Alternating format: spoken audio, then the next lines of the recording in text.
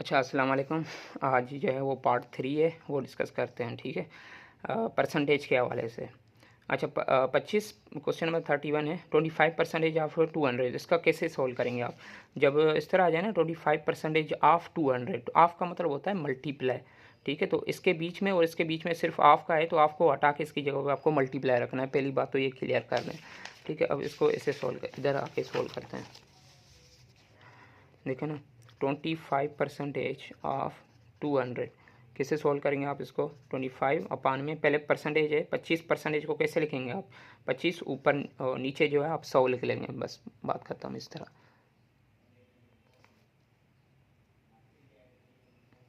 ठीक है। 25 under root और डिवाइड में 100 मल्टीप्लाई, फिर ये 200, ठीक है। 2 0 इसके कैंसिल, 2 0 इसके कैंसिल। आपके बच्चे पास किया 1 का टेबल 25 पे सेम 25 आएगा, मल्टीप्लाई ये आपका 2 बचेगा। 25 मल्टीप्लाई 2 करेंगे तो कितना आएगा आंसर? 50 आएगा आंसर, ठीक है।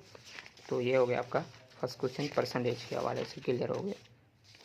आपका करेक्ट ऑप्शन क्या होगा? ए होगा। अब आ जाते हैं 60% of x is equal to 48। अब इसको कैसे सोल्व करेंगे? 60% of x is equal to 48, है ना। तरीका देखें किस तरह सोल्व करना है आपको। 60% ऑफ, अब ये 60% है, आप इसको क्या कैसे लिखोगे? परसेंटेज, इसको 100 ऑफ है तो मल्टीप्लाई, और ये एक्स है तो सेम एक्स ही रखेंगे, सेम एक्स ही रखेंगे, इज इक्वल टू 48। अब इनके बीच में क्या है? आपको क्या करना है? आपको जो है एक तरीका करना है कि ये परसेंटेज एक्स है ना, एक्स को इसी जगह पे रखें, एक्स को उसी रखें। ये पूरा 16 अपान में 100 है ना, उस इस साइड लेके जाएं उसको, इस साइड लेके जाएंगे तो 48 मल्टीप्लाई आपका 100 और नीचे जो है वो आपका 16 हो जाएगा, ठीक है। क्योंकि ये रेसिप्रोकल हो गया है, जब उस साइड लेके जाएंगे आपका आंसर जो है ना वो क्या आएगा आंसर? 16 का टेबल 2 का टेबल पढ़े, 8, 2 का टेबल 2 और ये 4 है ना, 2 का टेबल, फिर ये 4, 2 का टेबल ये 12, 2 का टेबल 2, 2 का टेबल 6। अब 2 का टेबल 100 पे पढ़ें, क्या आएगा? हाफ आ जाएगा 50। अब 50 मल्टीप्लाई 6 करेंगे, कितना आएगा आंसर?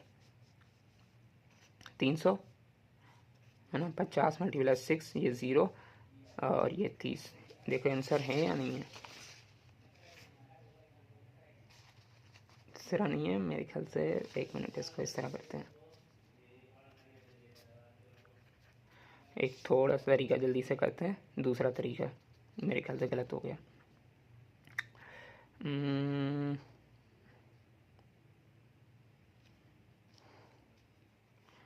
इसको ऐसे लेके आते हैं।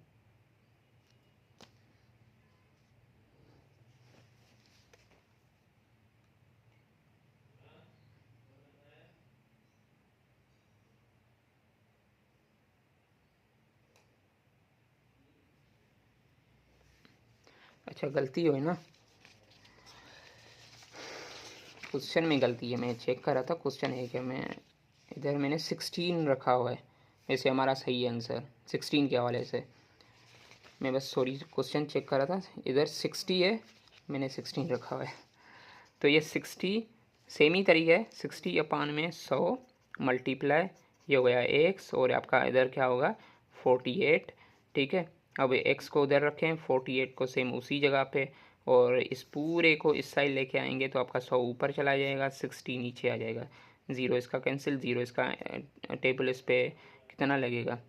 2 और ये 5, फिर 2 का टेबल इधर 1 और ये 12, 12 मल्टीप्लाई 5 कितना करेंगे तो आपका आंसर क्या आएगा?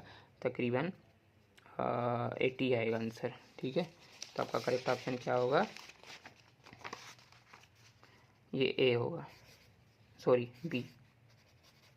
आपका करेक्ट ऑप्शन क्या होगा? बी होगा। उसके अलावा 0.2 है ना, 0.2, तो इसको सिंपल है, एज अ परसेंटेज में किस तरह लिखेंगे? 0.2 मल्टीप्लाई 100 करेंगे इसके, तो ये पॉइंट एक डिजिट से कैंसिल कर दोगे, इधर एक ज़ीरो कैंसिल करोगे, अब बचा क्या? 2 मल्टीप्लाई 20, तो कितना होगा? 20%, ठीक है।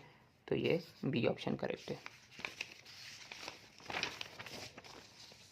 अब चलते हैं, एक एटम है जिसकी कीमत जो है वो 500 है, ठीक है। और उसके अलावा उस पर वो सेल कर रहा है कितने परसेंटेज रख के, 10% डिस्काउंट लगा के सेल कर रहा है। तो अब बताओ उसकी सेलिंग प्राइस क्या होगी। सिंपल है, इसको थोड़ा सा जो है ना वर्डिंग को अगर आप इस तरह करेंगे कि 10% कितने पे, ऑफ 50, है ना, 10% ऑफ 50 ओ 500। तो अब देखें इसकी सेलिंग प्राइस क्या होगी, पहले इसको कन्वर्ट करें। 50 पे 10% जो है वो कितना होगा, 500 पे। तो आप क्या करेंगे, 10 में 100 मल्टीप्लाई ये 500, 2 जीरो इसके कैंसिल, 2 जीरो इसके कैंसिल, बचा कौन सा 10 × 5, तो ये हो गया आपका 50। मतलब 500 का 10% कितना निकालेंगे तो कितना होगा, 50 होगा। अब क्या करेंगे, आप सेलिंग प्राइस आपको पूछ रहे हैं ना, तो सेलिंग प्राइस में SP लिख रहा हूँ, उसके अलावा कॉस्ट प्राइस और माइनस जो है वो डिस्काउंट। तो ये फार्मूला होता है, सेलिंग प्राइस जो होती है वो कितनी है, मतलब ये है आपकी आइटम की जो कॉस्ट है वो कितनी है 500, डिस्काउंट कितना था 10% है 50। तो 500 माइनस 50 करेंगे तो आपके पास आंसर क्या आएगा, आपके पास आएगा 450 आएगा आंसर। ठीक है, तो आपका करेक्ट ऑप्शन क्या होगा, ए ऑप्शन करेक्ट होगा। आई होप ये तरीका समझ में आ गया होगा, इजी तरीका है। ठीक है, सिंपल, बस आपको डिस्काउंट लगाना है 500 पे, तो इसको ऐसे ही लिखें जैसे पिछले तरीके से करके हैं ना, 10% ऑफ 500 उसका निकालें, 500 पे 10% कितना आएगा 50, 50 माइनस करेंगे जो उनकी एक्चुअल कीमत है, आपको पता चल जाएगा। उसके अलावा इंक्रीज़ 80/25%। अब इसका क्या मकसद है, 25% मतलब 25% ऑफ 80, इस तरह लिखें, इसका ये मकसद है वर्डिंग का। 25% जो भी हो, जिस तरह भी हो ना, आप इसको सिंपल तरीके इस तरह लिखेंगे, आपको क्लियर हो जाएगी बात। 25% ऑफ 80 ना, तो 25% अपान में कितना हुआ 100 मल्टीप्लाई ए 80, जीरो इसका कैंसिल, जीरो इसका कैंसिल, 2 का टेबल इस पर 5 और 2 का टेबल इस पर 4, फिर 5 का टेबल इस पर 25, 5 मल्टीप्लाई 20 कितना होगा 4, 5 मल्टीप्लाई 4 कितना होगा, आंसर क्या आएगा 20।